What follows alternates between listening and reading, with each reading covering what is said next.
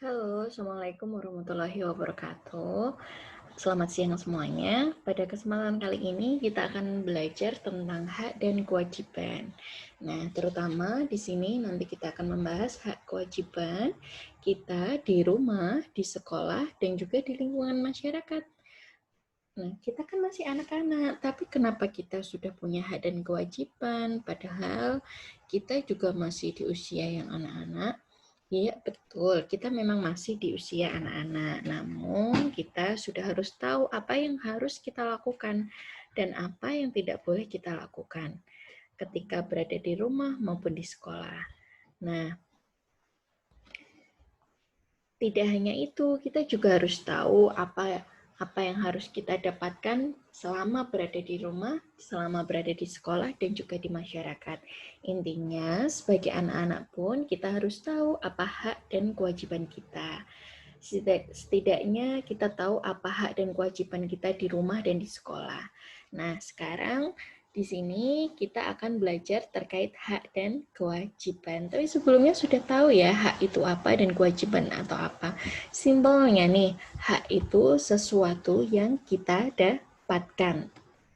Tapi kewajiban itu adalah suatu hal yang harus kita lakukan dengan penuh tanggung jawab. Catatannya di sini dengan penuh tanggung jawab. Nah, langsung saja mari kita lihat contoh seperti yang ada di buku K13 kalian ya, halaman 12. Di situ ada gambar. Apakah dia sudah mendapatkan hak untuk memperoleh pendidikan? Nah, terlihat pada gambar itu, anak itu sudah memakai seragam yang rapi, mendapatkan fasilitas belajar, ruang kelas, buku, seragam tadi ya. Berarti kita bisa menjawabnya sudah, karena anak itu memperoleh haknya untuk belajar di sekolah.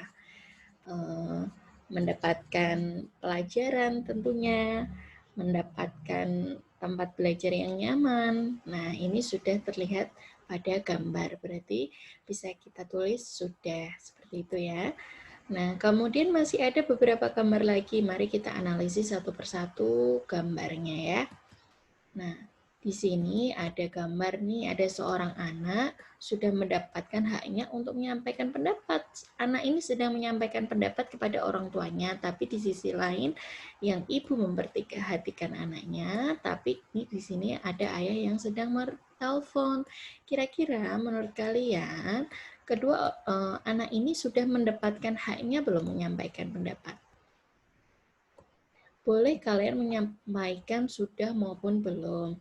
Kalau sudah, karena anak itu terlihat antusias menyampaikan pendapat kepada ayah dan ibunya, ibunya pun mendengarkan, ayahnya pun mendengarkan walaupun sambil menerima telepon. Terlihat dari badannya yang tetap memperhatikan anaknya. Tapi kalau kalian menjawab belum, sedikit kurang mendapat haknya karena ketika menyampaikan pendapat ayahnya sedang menelpon juga boleh. Nah, kemudian kita beralih ke gambar selanjutnya ya. Gambar yang kedua, di sini ada 3 orang anak pulang sekolah. Terlihat di sini anak yang memakai tas warna oranye ini sedang murung. Apakah dia sudah mendapatkan haknya untuk mendapat hidup nyaman? Ini entah apa yang terjadi, yang 2 anak ini terlihat menertawakan. Berarti menertawakan, mengejek teman, membuat teman menjadi takut. Apakah anak ini sudah mendapatkan haknya? Belum, karena ada 2 teman ini yang dengan sengaja mengejeknya. Anak pada gambar juga terlihat bersedih, jadi dia belum mendapatkan haknya. Maka dari itu kita tidak boleh ya seperti gambar di sini ya. Kita harus saling menghargai, saling menghormati supaya teman kita tidak kehilangan haknya untuk memperoleh rasa aman dan nyaman. Dan pastinya kalian sudah melakukan itu. Oke, untuk gambar selanjutnya, apakah dia sudah mendapatkan haknya untuk memperoleh kasih sayang? Nah, di sini terlihat gambar seorang anak yang sedang belajar. Nah, ini ada lampu belajarnya, buku terlihat pusing ya kepalanya karena memegang kepala. Sedangkan ayah dan ibunya sedang ini memegang handphone dan ayahnya menonton televisi. Kalau menurut kalian sudah apa belum? Belum. Karena ayah dan ibunya tidak memperhatikan anaknya, ayahnya menonton TV, sedangkan ibunya bermain HP.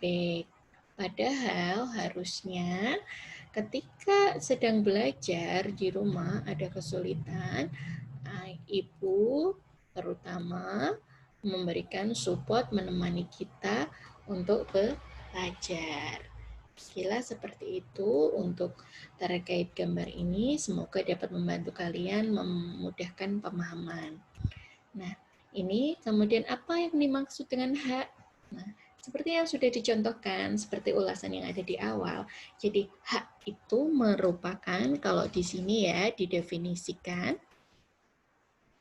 hak itu merupakan sesuatu yang mutlak. Mutlak itu harus ya menjadi milik kita dan penggunanya tergantung pada kita sendiri.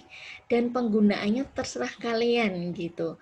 Contohnya, hak mendapat pengajaran, memperoleh pembelajaran tadi sebagai siswa ya. Hak mengeluarkan pendapat, itu mutlak. Semua orang itu punya. Kemudian, nah, sesuatu yang diperoleh di dalam keluarga, sekolah, maupun masyarakat. Ini pendapat lain juga boleh. Sedangkan kewajiban di sini juga dituliskan kalau sesuatu yang harus kita lakukan, ini poinnya harus kita lakukan dengan rasa tanggung jawab. Itu kewajiban. Ya, itu pengertiannya. Nah, ini juga dijelaskan lagi, wajib. Wajib itu artinya beban untuk memberikan sesuatu yang semestinya atau diberikan oleh pihak tertentu. Tidak dapat oleh pihak lain maupun yang pada prinsipnya dapat dituntut secara paksa oleh yang berkepentingan. Bahkan ketika kita tidak melakukannya, kita bisa dituntut karena sifatnya adalah wajib.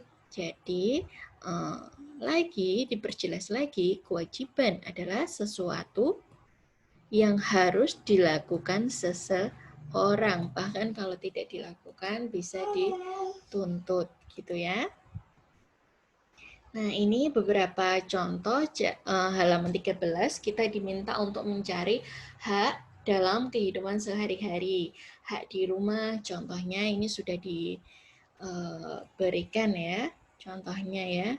Di sini hak di rumah mendapatkan kasih sayang orang tua tentunya, mendapatkan makan dan minum, memperoleh uang saku, mendapat pakaian, dan juga memperoleh fasilitas belajar. Di rumah kan kita mendapatkan perlindungan juga, mendapatkan kasih sayang, mendapatkan makan ini tadi. Kemudian kalau hak-hak di sekolah, beberapa antara lain mendapatkan pelajaran dari Bapak Ibu guru. Setelah mendapatkan pembelajaran, kalian mengerjakan soal, nanti berhak juga untuk memperoleh nilai.